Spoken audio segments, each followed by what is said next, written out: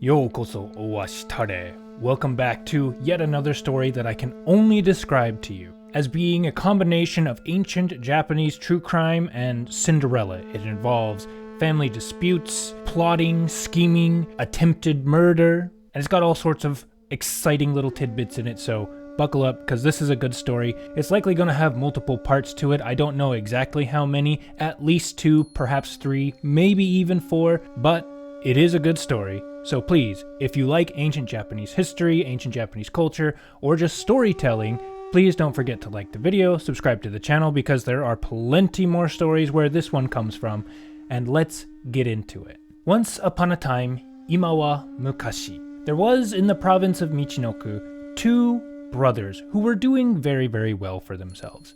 They both wielded a certain level of political power, they both had a lot of property, a lot of wealth, and all in all they were just doing very, very well. Now the elder brother was a little bit better off than the younger brother, not by much, but this was by virtue of the fact that he was actually a part of the provincial government. He was a kuninosuke, which means like assistant to the country, assistant to the province, which essentially just means that he had a fairly high rank in the provincial government, which means he probably came from a local, powerful family. Both of these brothers probably did, and he had a lot of influence. Now, this man was actually very, very busy with taking care of the affairs of the province, taking care of the affairs of government. And because of that, he was almost always at his workplace. He was almost always at the government headquarters and was barely ever at home.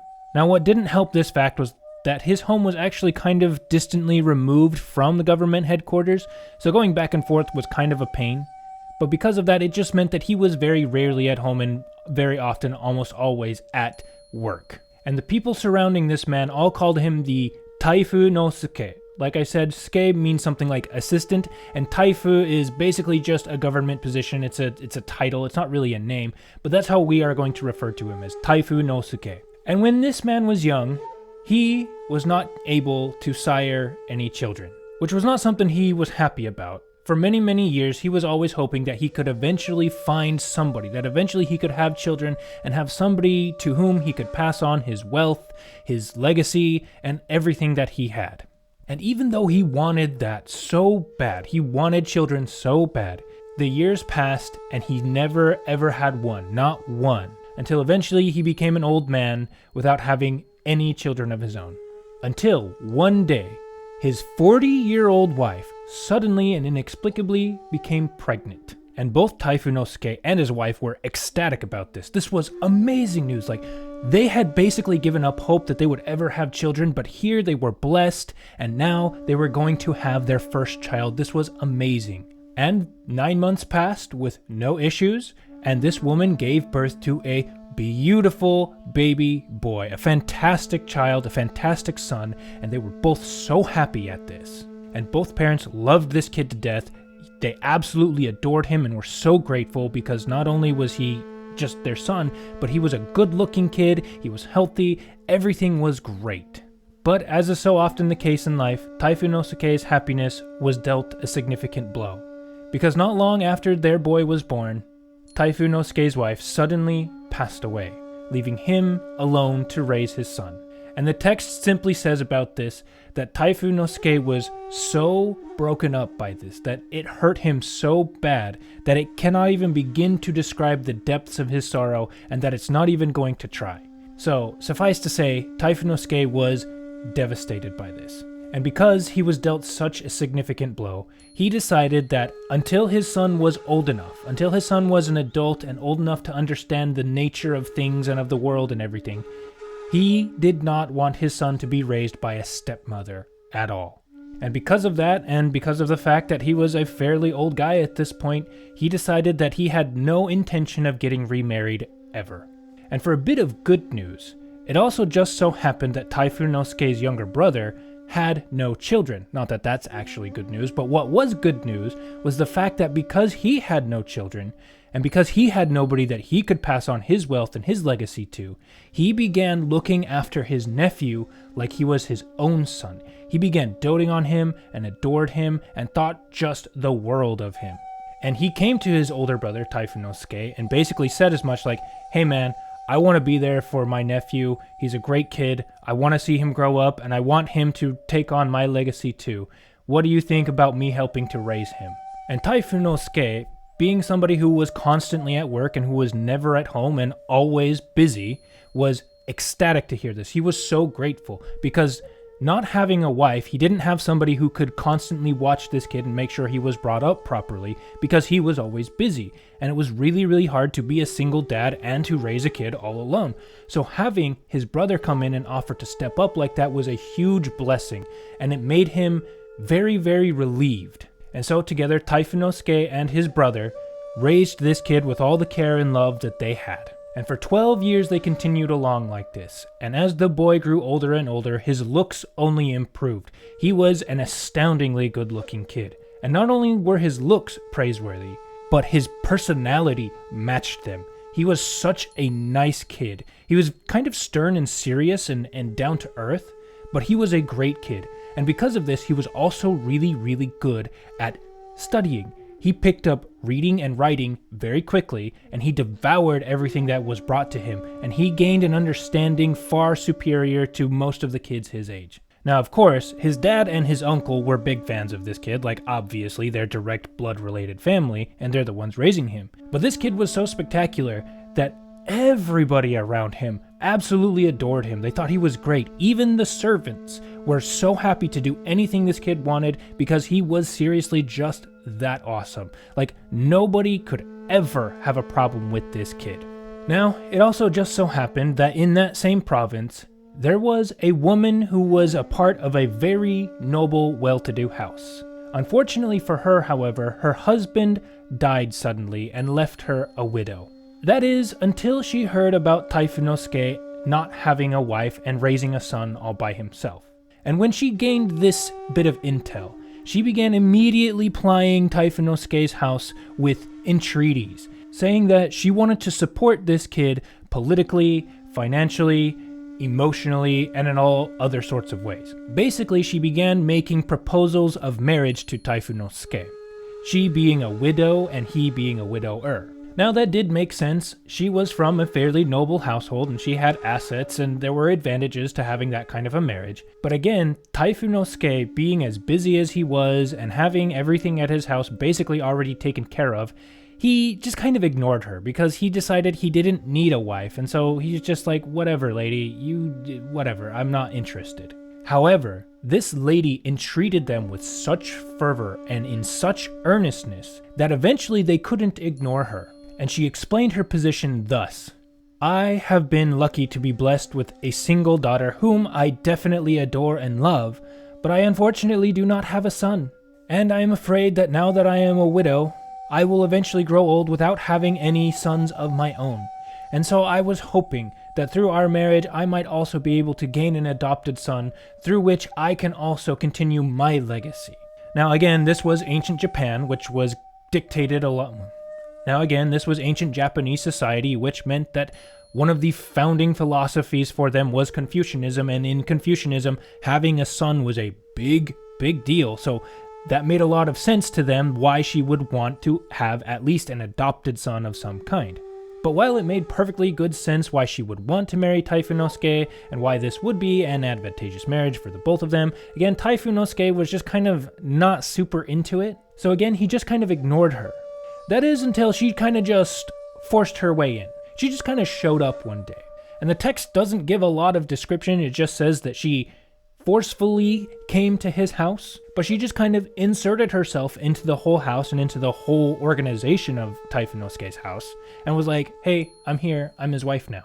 Which, don't get me wrong, Taifunosuke was very, very surprised by this, like, holy crap, this woman's like dead serious, jeez. But again, there were plenty of reasons to go along with it, so he just kind of shrugged his shoulders and said, okay, I guess, fine, we can be married now, you can stay here. However, in the beginning, Taifunosuke refused to let this woman near his son. Again, he was worried about his son being under the influence of a stepmother, and so for the first little while he refused to have them meet together.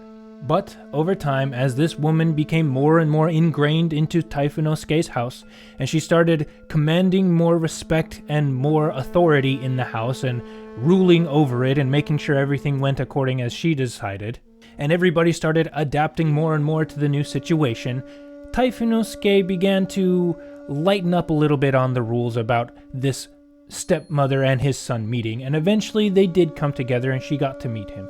And when she did meet him, she doted on him like everybody else. She fell practically head over heels for him. He was amazing and wonderful, and she was so happy to be even the adopted mother of such a striking and amazing young man. And what's more is this woman brought her own daughter to the equation as well, and Taifunosuke began looking after this girl and raising her and caring for her as if she was his own.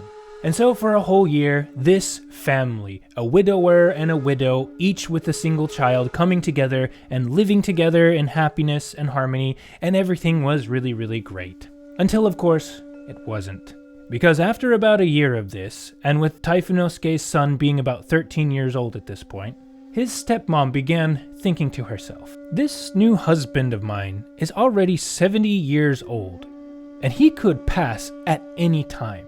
And if he does pass, obviously his wealth and his titles and his legacy and everything is going to go to his son. Now, if only his son was not in the picture, then everything that Taifunosuke has would eventually come to my daughter, and by extension, I would benefit greatly from it. So basically, this stepmother was not happy with the new situation. She wanted more. The only problem is obviously if she could get rid of Taifunosuke's son, then things would work out better for her, or at least so she thought. But she had no immediate means of taking care of this kid. So she began plotting. And what she did is she went out and she found a servant in this house. One who wasn't particularly bright and one who seemed like she could get to follow her very easily. And she began favoring this manservant with all sorts of praise, with rewards, with honors, and basically in any way she could, she showed exceptional favor to this servant. Until he began going around to the other servants, praising his mistress, the stepmother, and exclaiming to everybody how he would be willing to die for her if need be.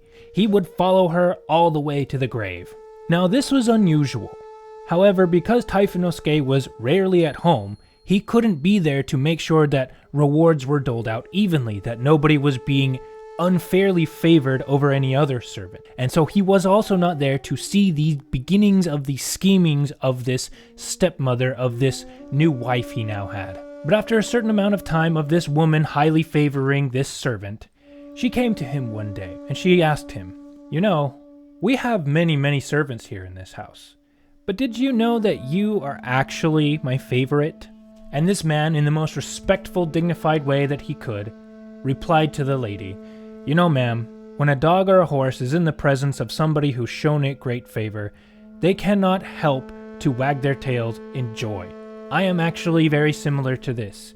Even though I am actually a human being and more capable of complex thoughts than animals, I am just like this. If somebody does something nice to me, I am very happy. And if somebody does something mean to me, I am very unhappy.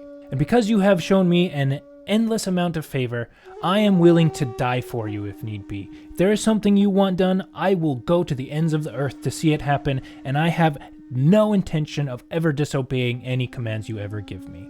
Now when Lady Stepmother heard this, you can bet she was very pleased. Just as she planned, everything was moving according as she anticipated. However, it was too early to make any actual moves just yet.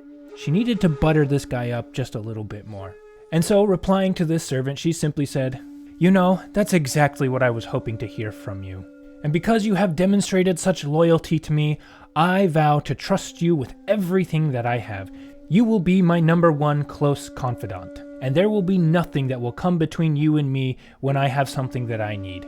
And then she turned to her daughter's wet nurse, and she said, "Tonight would be a fantastic night, I think." And then taking her daughter's wet nurse, she brought her over to this servant man and said, "Here, my daughter's wet nurse I give to you as a wife." And this was probably the single best reward this man could ever receive. To be a noble woman's wet nurse, to be a noble girl's wet nurse, you have to be of decently high standing, probably of higher standing than this servant man was. And she was probably very beautiful as well, high enough class, very kind, very all those great things. And even though this man already had a wife, it was very likely that this new one was probably better in almost every aspect. Higher rank, prettier, more educated, all sorts of things like that. And this man could only be grateful to the connections that he had to this lady stepmother and apparently really, really good karma. And having given this man a new, wonderful wife, she began working a little bit harder now. And through her daughter's wet nurse, aka the servant's wife, she began inserting ideas into his head. So one day, this man's wife came to him and told him, "You know, since my lady and I have both decided that we are going to trust you with everything, it's not good for us to continue without explaining our deepest desires." And this man simply responded, "Well, I mean, I would hope so. That's what I was intending too. If you have something to say, please tell me. And his new wife took a deep breath and told him, "The young lady that I serve, Lady Stepmother's daughter, is really a wonderful girl. I mean, she is truly just amazing. She's super, super smart. She's also super kind, and I feel so deeply for her. She is wonderful. And right now, she seems to be in a very, very happy position. When her original father died, she was so despondent. She was so depressed and sad. However, what I can only attribute to good karma, her mother was able to remarry this Taifunosuke, and she now has one more person to look after her and see that her interests are taken care of. And Lord Taifunosuke has said that he intends to have her married off to a fine young man before he passes away. But the only issue is that being as old as he is, he could pass at any time. And now I have to wonder, if our Lord passed away, and all of his inheritance and his wealth and his property were to pass without being split amongst anybody else to my young lady, do you think that would end up being in your benefit, dear?" Now the implication here was very apparent, even to this man who wasn't particularly bright. She was asking, if we got rid of this kid, and thus ensured that the stepmother's daughter was the sole recipient of all of the inheritance, wouldn't that work out for both of us? And this man, picking up on the implications of the situation, he simply laughed a little bit, kind of a sarcastic laugh, and he told his new wife, "You're talking about this like this some big deal that we've got to be super secret about. Of course that's what would happen. Of course it would be to our benefit if our young lady received all of the inheritance, duh. And if the lady stepmother really wanted that to happen, I would be certain to make sure that it was done without anybody knowing what was happening and without any other problems." And his wife, upon hearing this, simply said, "You know, that's very good. And I believe that that is what her ladyship, the stepmother, actually does intend. We should go talk to her about this, don't you think?" And her husband simply said, "Oh, of course. Let's go discuss this with her. I think it would work out for everybody." And so the next morning, these two went to where her ladyship, the stepmother, was hanging out.